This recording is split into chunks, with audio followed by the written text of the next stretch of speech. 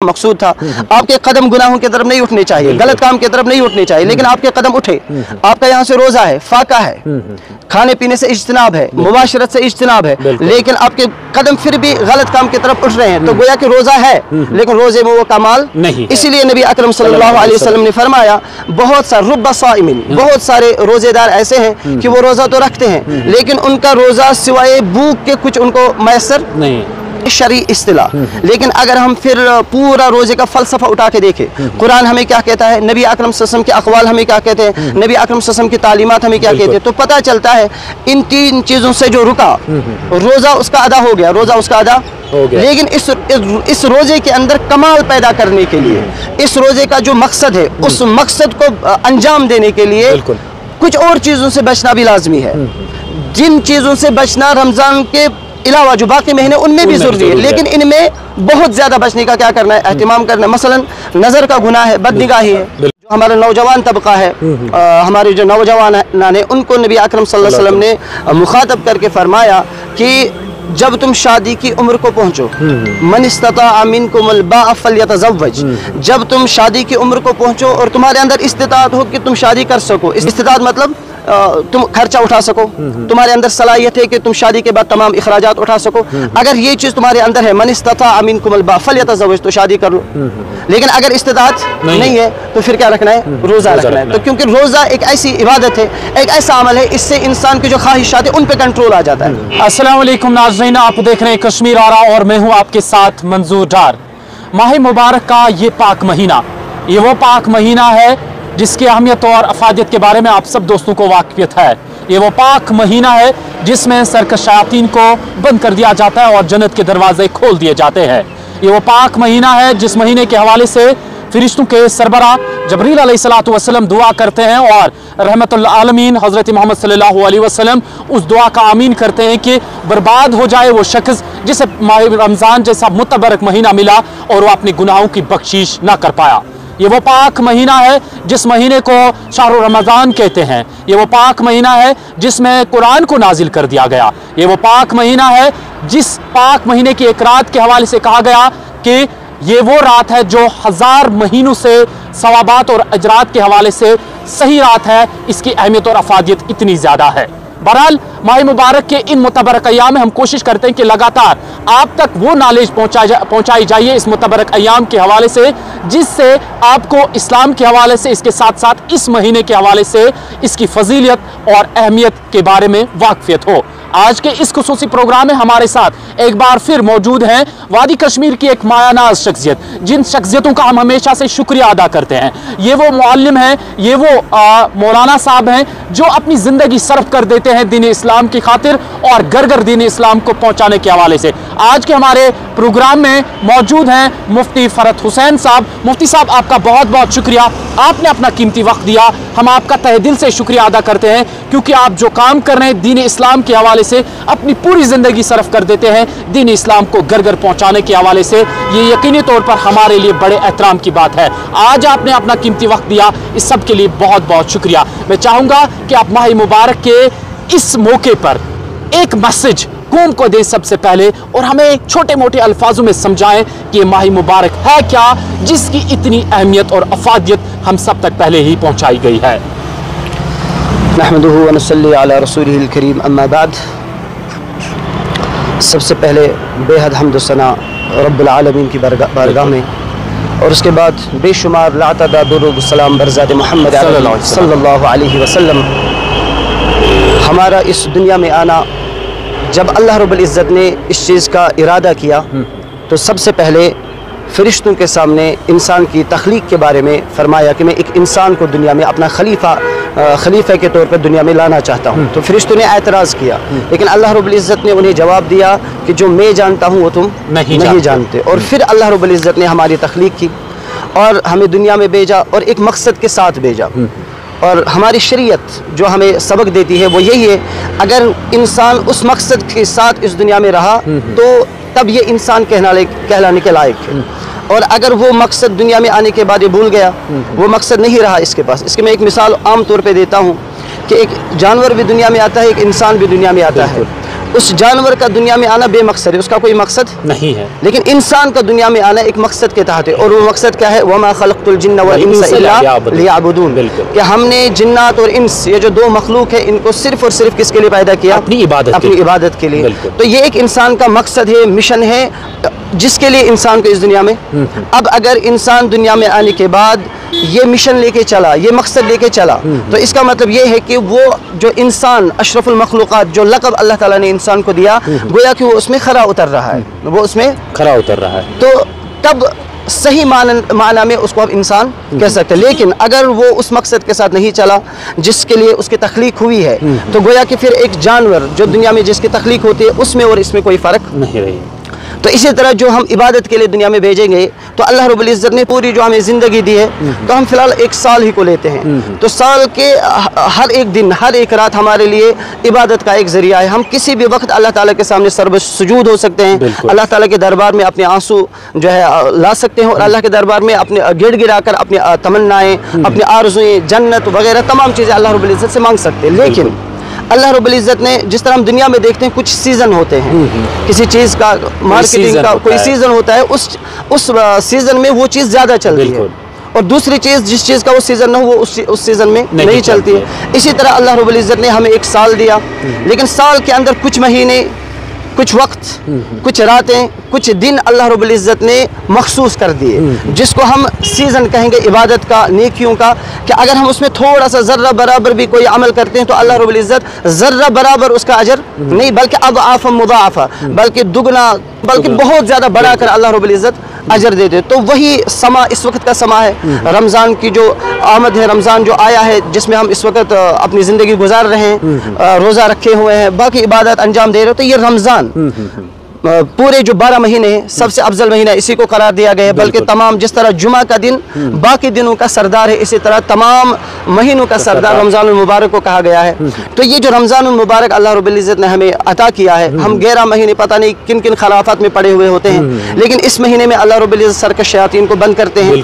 तो गोया कि इंसान का जो अदुव्वुम मुबीन, जो सरकश शैतान, जो इंसान का सबसे खुला हुआ दुश्मन है, उससे हमें इस महीने में छुटकारा मिलता है। लेकिन फिर भी हमारे साथ एक हमारा दुश्मन रहता है, और वो है हमारा नफ्स, हमारी ख्वाहिशात। तो उन ख्वाहिशात को कंट्रोल करने के लिए नबी अकरम सल्लल्लाहु अलैहि वसल्लम ने एक हदीस पाक के अंदर खुद फरमाया कि जो हमारा नौजवान तबका है, हमारे जो नौजवान है, उनको नबी अकरम सल्लल्लाहु अलैहि वसल्लम ने मुखातब करके फरमाया कि जब तुम शादी की उम्र को पहुंचो, मन इस्तता मिनकुमुल बाअ फल्यतज़व्वज, जब तुम शादी की उम्र को पहुंचो और तुम्हारे अंदर इस्तिताअत हो कि तुम शादी कर सको, इस्तिताअत मतलब तुम खर्चा उठा सको, तुम्हारे अंदर सलाहियत है कि तुम शादी के बाद तमाम इखराजात उठा सको, अगर ये चीज़ तुम्हारे अंदर है, मन इस्तता मिनकुमुल बाअ फल्यतज़व्वज, तो शादी कर लो। लेकिन अगर इस्तिताअत नहीं है, तो फिर क्या रखना है? रोज़ा रखना है। तो क्योंकि रोज़ा एक ऐसी इबादत है, एक ऐसा अमल है, इससे इंसान की जो ख्वाहिशात है उन पर कंट्रोल आ जाता है, उनका क्या आ जाता है? कंट्रोल। और इंसान का रमज़ान के अंदर एक जो शैतान हमारा दुश्मन है, उसको तो हटा दिया जाता है, उसको जंजीरों से बांध दिया जाता है, लेकिन नफ्स जो हमारे साथ रहता है, इसको मिटाने के लिए इस रोज़े को मशरू किया गया है, ताकि इसके ज़रिए से जो खबासत इंसान के अंदर है, क्योंकि इंसान की जो तख्लीक हुई है, इसके अंदर शर भी है और इसके अंदर अच्छाई भी है, शर की सिफत भी है और बुराई की सिफत भी है, जिसको हम दूसरे माना में कहेंगे, एक सिफत फरिश्तों वाली है और दूसरी सिफत बहीमियत यानी जानवरों वाली सिफत है। तो अब रोज़े के ज़रिए से ये जो मलकूती सिफत है, फरिश्तों वाली सिफत है, इसमें क्या हो जाता है? इजाफा हो जाता है। क्योंकि इंसान, अगरचे शरीयत ने हमें जो तसव्वुर दिया है कि रोज़ा किसे कहते हैं, तो रोज़ा कहते हैं 3 चीज़ों से रुकने को। बिल्कुल ठीक है, खाना पीना और मुबाशरत वगैरह, जो हलाल तरीका अल्लाह रब्बुल इज़्ज़त ने फितरत का जो तकाजा है, हलाल ज़रिए से उसको पूरा करने का जो शरीयत ने हमें हक दिया है, उस हक से रुकने का भी नाम क्या है? रोज़ा। गोया कि 3 चीज़ों से रुकने का नाम रोज़ा है, खाना पीना और जो मुबाशरत, बिल्कुल इन 3 चीज़ों से रुकने का नाम रोज़ा है। यह है शरई इस्तिलाह। लेकिन अगर हम फिर पूरा रोज़े का फ़लसफ़ा उठा के देखें, कुरान हमें क्या कहता है, नबी अकरम सल्लल्लाहु अलैहि वसल्लम के अक़वाल हमें क्या कहते हैं, नबी अकरम सल्लल्लाहु अलैहि वसल्लम की तालीमात हमें क्या कहते हैं, तो पता चलता है इन 3 चीज़ों से जो रुका, रोज़ा उसका अदा हो गया, रोज़ा उसका अदा हो गया। लेकिन इस रोज़े के अंदर कमाल पैदा करने के लिए, इस रोज़े का जो मकसद है, उस मकसद को अंजाम देने के लिए कुछ और चीज़ों से बचना भी लाजमी है, जिन चीज़ों से बचना रमज़ान के अलावा जो बाकी महीने उनमें भी जरूरी है, लेकिन इनमें बहुत ज्यादा बचने का क्या करना है, एहतिमाम करना है। मसलन नजर का गुनाह है, बदनिगाही है, बिल्कुल, इनसे अगर आप नहीं बचे तो आपने रोजा तो रखा, रोजा तो आपने रखा, लेकिन वो जो रोजे का मकसद था कि इसकी निगाह की क्या हो जाए, हिफाजत हो जाए, वो नहीं हो सकी। इस तरह कानों के गुनाहों से बचना है, म्यूजिक नहीं सुनना है, गिबत वगैरह नहीं सुननी है। तो अगर आप इस चीज में रहे, गिबत सुनी, इसी तरह म्यूजिक सुना, तो गोया कि कान के गुनाह से आप नहीं बचे, गोया कि रोजा आपने रखा लेकिन कमाल वाला रोजा नहीं रखा जो अल्लाह के यहाँ मकसूद था। आपके कदम गुनाहों की तरफ नहीं उठने चाहिए, गलत काम की तरफ नहीं उठने चाहिए, लेकिन आपके कदम उठे। आपका यहाँ से रोजा है, फाका है, खाने पीने से इज्तिनाब है, मुबाशरत से इज्तिनाब है, लेकिन आपके कदम फिर भी गलत काम की तरफ उठ रहे हैं, तो गोया कि रोजा है लेकिन रोजे में वो कमाल नहीं। इसीलिए नबी अकरम सल्लल्लाहु अलैहि वसल्लम ने फरमाया, बहुत सारे रुब्बा साइमिन, बहुत सारे रोजेदार ऐसे हैं कि वो रोजा तो रखते हैं लेकिन उनका रोजा सिवाय भूख के कुछ उनको मैसर नहीं, सिर्फ उनको भूख मिलती है और कुछ उनको हासिल नहीं हुआ। हालांकि रोजा एक ऐसा बेहतरीन अमल है जिसके बारे में नबी अकरम सल्लल्लाहु अलैहि वसल्लम ने फरमाया, अल्लाह रब्बुल इज्जत फरमाते हैं कि रोजा आप मेरे लिए रखते हो और अजर भी इसका मैं ही हूँ, अजर भी उसका मैं ही, एक हुआ, एक इसका अजर देने वाला भी मैं ही हूँ। ये भी इसका तर्जुमा किया जा सकता है, इसका अजर देने वाला भी, लेकिन उमूमन उलमाए किराम फरमाते हैं कि इसका अजर मैं ही हूँ। मैं ही से मुराद हम उमूमन देखते हैं कि जो एक वक्त था जब बादशाहों का ज़माना था, उस ज़माने में क्या होता था, लोग ज़्यादा से ज़्यादा कोशिश करते थे, जो दरबारी होते थे उनके जो उनके करीब तर लोग होते थे, वो ज़्यादा कोशिश करते थे किसी भी तरह बादशाह को अपना बनाने की। उससे क्या होता था, जब बादशाह उनका हो जाता था तो गोया कि वो फिर कुछ भी उससे करवा सकते थे, कुछ भी जो वो चाहते थे बादशाह वैसा करता था, उनको उनकी राय को वो उतना अहमियत दे देता था। तो इसीलिए अल्लाह रब्बुल इज्जत ने फरमाया, रोज़ा तुम मेरे लिए रखते हो और मैं ही इसका बदला हूँ। और जब जिस बंदे को अल्लाह मिल जाए, जिस बंदे को अल्लाह मिल जाए, जिस बंदे को अल्लाह मिल जाए, इसका मतलब ये है कि वो बंदा किसका हो गया, अल्लाह। और जो बंदा अल्लाह को हो गया उसको फिर किसी और चीज की जरूरत नहीं है, क्योंकि दुनिया में आने का मकसद ही रज़ाए इलाही। और रज़ाए इलाही के मुख्तलिफ जो है तकाजे होते हैं, मुख्तलिफ चीजें, मुख्तलिफ शक्लें हैं और मुख्तलिफ वक्त औकात ऐसे होते हैं कि अल्लाह रब्बुल इज्जत हमें मौका देते हैं। तो इसी एतबार से ये महीना हमें मिला है, मुबारक महीना मिला है, अजमत वाला महीना मिला है, बाबरकत महीना मिला है। जितना हम इस महीने के बारे में कहें उतना कम है। तो इसमें जितना हम अल्लाह रब्बुल इज्जत की इबादत की तरफ मुनहमिक रहें, जितना हम अल्लाह रब्बुल इज्जत की इबादत की तरफ मशगूल रहें, उतना हमारा ही फायदा है। क्योंकि अल्लाह रब्बुल इज्जत चाहे हम इबादत करें या ना करें, अल्लाह ताला की वहदानियत में कोई फर्क पड़ने वाला नहीं है। हम किसी के भी सामने सजदा करें, अल्लाह रब्बुल इज्जत की वहदानियत में कोई फर्क पड़ने वाला, हम कितनी भी अल्लाह ताला की तारीफ करें, अल्लाह ताला की वहदानियत में कोई फर्क नहीं। चाहे हम तारीफ करें अल्लाह ताला की, नाउज़ बिल्लाह, या बुराई करें, अल्लाह ताला हमें महफूज रखे इस चीज से। तो अल्लाह रब्बुल इज्जत का मकाम ना बुलंद होगा उससे ना, क्योंकि अल्लाह रब्बुल इज्जत बुलंद है, बिल्कुल ठीक है। हमारी इबादत से उसमें कोई फर्क, लेकिन ये जो हम इबादत करते हैं, ये जो हम अल्लाह ताला के दरबार में सजदा रेज हो जाते हैं, ये जो हम अल्लाह ताला की कही हुई बातों पे अमल करते हैं, नबी अकरम सल्लल्लाहु अलैहि वसल्लम की कही हुई शरीयत पर अमल करते हैं, इसमें हमारा फायदा है। जो कुछ भी हम करते हैं वो हम अपने लिए करते हैं, इसमें अल्लाह रब्बुल इज्जत का कोई फायदा नहीं है। क्योंकि कल जब हम क़यामत के दिन खड़े होंगे, नबी अकरम सल्लल्लाहु अलैहि वसल्लम होंगे, बाकी अंबिया किराम होंगे। और एक वाक़या में मुख्तसरन अर्ज कर दूं, बुखारी शरीफ की रिवायत है, नबी अकरम सल्लल्लाहु अलैहि वसल्लम का इरशाद है, फरमाया इस उम्मत की एक खुसूसियत है, उसको कहते हैं शरीयत में गुर्रे तहजील। क्या कहते हैं? गुर्रे तहजील। इसका मतलब ये है कि हम जो वुज़ू में 4 आज़ा जो धोना फ़र्ज़ है, हम जिनको धोते हैं, मसलन चेहरा है, बाजू है, मसा है और इस तरह पैर धोना, ये चारों आज़ा इस उम्मत के वहाँ पे चमक रहे होंगे। किस उम्मत के? हमारी उम्मत मुहम्मदिया। बाकी उम्मतों की खुसूसियत नहीं है। तो नबी अकरम सल्लल्लाहु अलैहि वसल्लम हौज़े कौसर पर होंगे, पानी पिला रहे होंगे, हौज़े कौसर का पानी, क्योंकि जन्नत में जाने के लिए उस पानी का पीना लाजमी है। तो दूर से जब उम्मती आ रहे होंगे, नबी अकरम सल्लल्लाहु अलैहि वसल्लम को देख रहे होंगे, तो नबी अकरम सल्लल्लाहु अलैहि वसल्लम खुश हो रहे होंगे, क्योंकि एक हदीस भी है, नबी अकरम सल्लल्लाहु अलैहि वसल्लम ने फरमाया कि मुझे अपनी उम्मत पर फ़ख्र होगा उनकी कसरत की वजह से, उनकी बाकी नबियों की उम्मत इतनी ज़्यादा। तो आ रहे होंगे लोग, उनके आज़ा चमक रहे होंगे, लेकिन अचानक उनके दरमियान एक दीवार हाइल कर दी जाएगी। तो नबी अकरम सल्लल्लाहु अलैहि वसल्लम फरिश्तों से कहेंगे, ये तो मेरे उम्मती है, इनको लाओ मेरे पास, मुझे इनको पानी पिलाना है। तो फरिश्ते कहेंगे, या रसूलुल्लाह सल्लल्लाहु अलैहि वसल्लम, आपकी बात बिल्कुल दुरुस्त है, ये आपके ही उम्मती हैं, ये आपके ही उम्मती है, आपका ही नाम लेने वाले हैं, लेकिन ये ऐसे आपकी उम्मती हैं कि जब आप इस दुनिया से विसाल आपका हुआ, उसके बाद आपकी जो सुन्नतें थी, आपकी जो मिशन, आपका जो मिशन था, उस मिशन को ये लेके नहीं चले। आपका नाम लेते थे, हर जगह इनका नाम मुस्लिम लिखा जाता था, इनका नाम लिखा जाता था कि ये मोहम्मद सल्लल्लाहु अलैहि वसल्लम के मानने वाले हैं। लेकिन ये ऐसे उम्मती थे जिन्होंने आपकी सुन्नतों को तार तार किया, आपकी लाई हुई शरीयत अहकामात उनको बजा नहीं लाया, तो इसलिए इनके दरमियान ही दीवार हाइल कर दी गई। उसके बाद नबी अकरम सल्लल्लाहु अलैहि वसल्लम फरमाएंगे एक लफ्ज़ सहकन सहका, और इस लफ्ज़ के बारे में हमें अल्लाह ताला से दुआ मांगनी चाहिए कि हमारा नाम जो है इन बदनसीब शख्सों में नहीं आने। तो हम भी अल्लाह ताला से दुआ करें कि हमारा नाम इनमें नहीं आने। तो नबी अकरम सल्लल्लाहु अलैहि वसल्लम फरमाएंगे सहकन सहका, इनको मेरी नज़रों से दूर करो। तो जिन लोगों के बारे में नबी अकरम सल्लल्लाहु अलैहि वसल्लम फरमाएंगे इनको मेरी नज़रों से दूर करो, तो फिर उनका खुसरान आप देखिए कितना बड़ा खसारा है उनके लिए। तो बहरहाल बोलने का मकसद ये है, खुलासा मेरी बात का यही है कि रमज़ान जो एक मुतबर्रक महीना अल्लाह रब्बुल इज़्ज़त ने हमें दिया है, हमें इस महीने का पूरा फ़ायदा उठाना है। और वो फ़ायदा तभी हम उठा सकते हैं जब हम नबी अकरम सल्लल्लाहु अलैहि वसल्लम की लाई हुई शरीयत को देखें, अहकामात को देखें, और ये जो इसमें जो खुसूसी इबादतें हैं, मसलन रोज़ा है, तरावी है जिसको हम क़ियाम रमज़ान कहते हैं, और इस तरह बाकी इबादतें, मसलन कुरान पाक की तिलावत, चूँकि कुरान पाक नाजिल ही किस महीने में हुआ है, शहर रमज़ान अल्लज़ी उन्ज़िल फ़ीहिल कुरान। तो इन तमाम चीज़ों का फ़ायदा उठाना है, तब हम सुरखरू होंगे।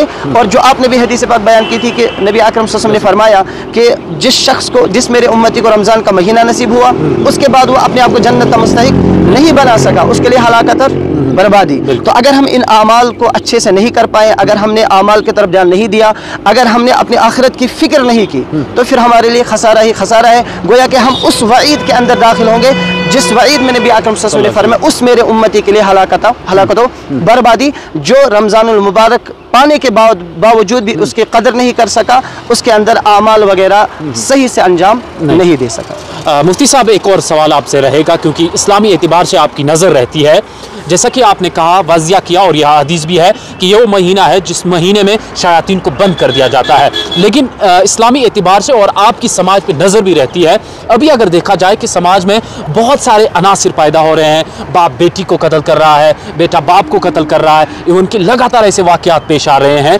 क्या लगता है इस्लामी एतबार से, क्या लगता है समाजी एतबार से कहाँ पर खामी है? अगरचे शयातीन बंद है, लेकिन फिर भी ऐसे अनासिर, ऐसे हैरान कर देने वाक़यात क्यों सामने आ रहे हैं मुफ्ती साहब? तो देखिए, ये जो आपने सवाल किया बहुत ही अच्छा सवाल है, और इस वक्त के हालात के एतबार से तो इस सवाल के मुतल्लिक मतलब कुछ कहना ही नहीं है, मतलब बहुत बेहतरीन सवाल है। तो इस सवाल का एक मुख्तसर सा जवाब यही है कि देखिए, दिन ब दिन जूं ज़माना क़यामत के करीब हो रहा है। नबी अकरम सल्लल्लाहु अलैहि वसल्लम ने मुकम्मल तौर पर जब हम अहादीस की किताबें उठाते हैं, बुखारी उठाए, मुस्लिम उठाए, तिरमिज़ी उठाए, या सियाह सित्ता की कोई भी किताब उठाए, या खुसूसन मिशकात शरीफ वो हम उठाते हैं, तो उसके अंदर बाज़ाब्ता बाब बंधे हुए हैं, फितनों का बयान, क़यामत के करीब जो फितने ज़ाहिर होंगे उनका बयान, कि कौन कौन से फितने रोनुमा होने वाले हैं, कौन कौन से फितने आने वाले हैं। तो नबी अकरम सल्लल्लाहु अलैहि वसल्लम ने कुछ ऐसी चीज़ें हैं जिनके बारे में हमें पहले ही आगाह किया है, जिसको हम कहेंगे नबी अकरम सल्लल्लाहु अलैहि वसल्लम ने फ्यूचर के बारे में पहले ही बता दिया कि आगे ऐसा होने वाला है, और इस वक्त जो ज़माना है वो उसी की तरफ दौड़ रहा है। आप समझते हैं मुफ्ती साहब ये क़यामत की निशानी है? बिल्कुल बिल्कुल। तो नबी अकरम सल्लल्लाहु अलैहि वसल्लम ने जो चीज़ें क़यामत से पहले बताई है कि ये फितने रोनुमा होंगे, और ये चीज़ें क्यों बताई नबी अकरम सल्लल्लाहु अलैहि वसल्लम ने? ताकि एक मेरा उम्मती, एक मेरा चाहने वाला, एक मेरा नाम लेने वाला जब इन फितनों का ज़ुहूर होने लगे, वो अपने आप को बचाने की क्या करे, कोशिश करे। लेकिन साथ साथ नबी अकरम सल्लल्लाहु अलैहि वसल्लम ने फरमाया, जो शख्स इन फितनों में मुब्तला हो गया उसका निकलना बहुत मुश्किल है, और जो मुब्तला होने के बाद निकला उसका अजर भी बहुत ज़्यादा है। तो इस वक्त जो ज़माना है इन्हीं फितनों की तरफ बढ़ रहा है, दिन ब दिन आप देख रहे हैं, बहुत सारी चीज़ें वजूद में आ रही हैं, और एक इंसान दीन और शरीयत, जो हमारा दीन है, जो हमारा इस्लाम है, उससे जो हमारा दीन है, जो हमारी शरीयत है, उससे दिन ब दिन दूर होता जा रहा है। और उस दूरी के सबब मसलन इस वक्त हम देखते हैं, हर एक को पता है कि मेरे वालिदैन हैं, बिल्कुल मेरा बाप है, मेरी माँ है, लेकिन जब ये बच्चा थोड़ा सा बड़ा हो जाता है, वालिदैन की वो अहमियत नहीं रहती इसके सामने। मसलन बाहर तो कहेगा मेरे वालिदैन है, लेकिन जब हम अंदर घर में जाके पर्सनल लाइफ देखते हैं, तो वो वालिदैन की नहीं मान रहा होता है। लोगों के सामने अपने वालिदैन का खैर के साथ तज़किरा करेगा, लेकिन वहाँ जाके उनकी बात नहीं मानता। क्यों नहीं मानता? वजह उसकी यही है, मसलन इस वक्त सोशल मीडिया का दौर है या बाकी चीज़ें, तो इस वक्त इंसान इन्हीं चीज़ों में घुसा हुआ है, इतना घुसा। मसलन जो सोशल मीडिया का इस्तेमाल, इसका इस्तेमाल भी देखना है, जायज़ इस्तेमाल क्या है, नाजायज़ इस्तेमाल क्या है, क्योंकि ऐसी चीज़ है आप कोई भी चीज़ दस्तयाब कर सकते हो इस चीज़ पर, हलाल भी और हराम भी। तो अब यहाँ पे देखना है हमारी शरीयत हमें क्या सिखाती है, हमें किस तरह इसका इस्तेमाल करना, क्योंकि हमारी शरीयत ने हमारी ज़िंदगी का कोई गोशा ही ऐसा नहीं छोड़ा है, कोई ऐसी ज़र्रा बराबर भी कोई चीज़ ऐसी नहीं छोड़ी है जिसका हल हमें नहीं। कमज़ोरी यही है कि हम अपनी शरीयत को जानना नहीं चाहते। हमने मतलब दीन का ठेकेदार हम कह सकते हैं मौलवी साहिबान को ही समझ लिया, खुद हम दीन की तरफ राग़िब, हालांकि हमारी शरीयत ने हम पर फ़र्ज़ किया है इतना इल्म दीन सीखना कि जिससे हम हलाल और हराम के दरमियान खुद फर्क कर सकें। इस वक्त हम देखते हैं सोशल मीडिया पर बहुत सारे फितने हैं, कोई मौलवी सब कुछ कह रहा है, मसलन एक मिसाल है, कोई मौलवी सब कुछ कह रहा है, एक आम बंदा कंफ्यूज होता है, फिर मैं क्या करूं, मैं यहाँ जाऊं, मैं यहाँ जाऊं, यहाँ जाऊं, क्योंकि जिसका वो सुनता है, जिसका वो देखता है, वो उसकी तरफ माइल होता है, हाँ ये भी तो सही कह रहा है, अब दूसरे का सुनेगा कह रहा है ये भी तो सही कह रहा है, क्योंकि वो भी रेफरेंस के साथ बात कर रहा है, हवाले के साथ बात कर रहा है, और ये भी, तो अब उसका दिमाग टकरा जाता है, सही ये है, ये है, ये है, वो बिल्कुल, तो फिर दीन इस्लाम पर ही उसका एतमाद खत्म हो जाता है। हालांकि एक मुसलमान का दीन इस्लाम से एतमाद खत्म होना नहीं चाहिए। उसके लिए क्या करना है, सबसे पहले इसको अपने अंदर इल्म की वो सतह पैदा करनी है कि जब ये किसी का सुने ये खुद इम्तियाज कर सके, ये खुद फर्क कर सके कि हाँ ये बंदा सही कह रहा है, ये हमारी शरीयत की रूह से सही, लेकिन वो तभी कर पाएगा जब उसको खुद पता होगा। तो अब के सवाल का जवाब मैं फिर से उस पर वापस आता हूँ कि यही दीन इस्लाम की कमी है। दिन ब दिन हम जो दुनियावी उलूम है उनकी तरफ तो हम बहुत ज्यादा मगन है, लेकिन इस्लामी उलूम की तरफ हमारे लिए 15 मिनट आधा घंटा दरसगाह को देने के लिए भी नहीं है। मसलन मैंने देखा है, अपनी ज़िंदगी का भी तजुर्बा है, मकातिब चलाते हैं हम, मदारिस के अंदर ज़िंदगी गुजारी है, हम देखते हैं कि लोगों का रुझान इल्म दीन की तरफ बहुत ज़्यादा कम है, बहुत ज़्यादा कम। मसलन अगर आपकी ये जो सोसाइटी है, मसलन श्रीनगर है, इसके अंदर मतलब कितनी पॉपुलेशन होगी बच्चों की, बहुत ज्यादा है, उनमें से 1 या 2% इस्लामी तालीम की तरफ जाएंगे, बाकी सारे के सारे किस तालीम की तरफ जाएंगे। हालांकि इस्लाम का ये बिल्कुल भी कॉन्सेप्ट है, इस्लाम कहता है कि आप दुनियावी उलूम भी सीखो, लेकिन साथ साथ उखरवी उलूम को भी अहमियत दो, इस्लामी उलूम भी हासिल करने हैं। और जब हम दुनिया की तरफ ज़्यादा जाते हैं, ज़्यादा जाते हैं, तो गोया कि हम फितनों में उलझ जाते हैं, और उलझ जाने के बाद फिर वहाँ से वापस आना बहुत मुश्किल होता है। और दीन से दूरी यही एक सबब है, कुरान और हदीस से दूरी यही वाहिद सबब है कि इस वक्त जो है हमारी नौजवान नस्ल जो है राह रास्त भटक कर दूसरे रास्तों की तरफ जा रहे हैं, जो रास्ते आपने कहे। मुफ्ती साहब, हमारे पास टाइम बहुत कम है, ये एक ऐसा मुद्दा है, एक ऐसा मौजू है जिस पे तफसील जितनी ज्यादा करें, जितनी गहराई तक जाएं, उतना बहुत कम है। इंशाल्लाह आइंदा प्रोग्राम में हम जरूर कोशिश करेंगे माह मुबारक और सोशल मीडिया और जिंदगी और सोशल मीडिया और दुनिया और आखिरत के बारे में जरूर हम प्रोग्राम में आपको मदद करेंगे। आज के प्रोग्राम में हम आपसे इजाजत चाहेंगे। आपका तहे दिल से बहुत शुक्रिया, आपने अपना कीमती वक्त दिया, क्योंकि आप इज़ीमुल फुर्सत रहते हैं। आपका बहुत बहुत शुक्रिया उस्ताद, अल्लाह को सलामत रखे, दुआओं में याद रखिएगा। चलिए दोस्तों, इंशाल्लाह। चलिए दोस्तों, आज के स्पेशल प्रोग्राम जो हमारा रमज़ान स्पेशल प्रोग्राम है, शान रमज़ान, इसमें हमारी कोशिश यही रहती है कि हमारे कौम के नौजवान, चाहे बुजुर्ग हों, बच्चे हों, छोटे हों, तमाम तर दीन इस्लाम और माह मुबारक के इन मुतबरक अयाम का असल मुद्दा और मकसद, इनका पैगाम क्या है, वो आप तक पहुँचाया जाए। आज के प्रोग्राम में हमारे साथ हमारे मेहमान खुसूसी मुफ्ती साहब थे, और इनसे हमने जानने की कोशिश करी कि असल में क्या है मौजू माह मुबारक का, और ये वो महीना है जिसमें आपको जिंदगी का एक ऐसा टाइम पीरियड मिलता है ताकि आप अपनी जिंदगी का जीने का मकसद जान लेते हो। और उम्मीद यही है कि जो जो दोस्त भी रोजे से होंगे, अल्लाह सुब्हानहू व तआला आप सब दोस्तों के रोज़ों को कबूलियत फरमाए, और आपको अल्लाह सुब्हानहू व तआला के अहकामात पर ज़्यादा ज़्यादा चलने की तौफीक अता फरमाए। और हमारी भी दुआ है कि आप सब दोस्त खुश रहें, खुशहाल रहें। हमें भी अपनी दुआओं में याद रखिएगा। कश्मीर औरा के लिए मैं मंजूर डार।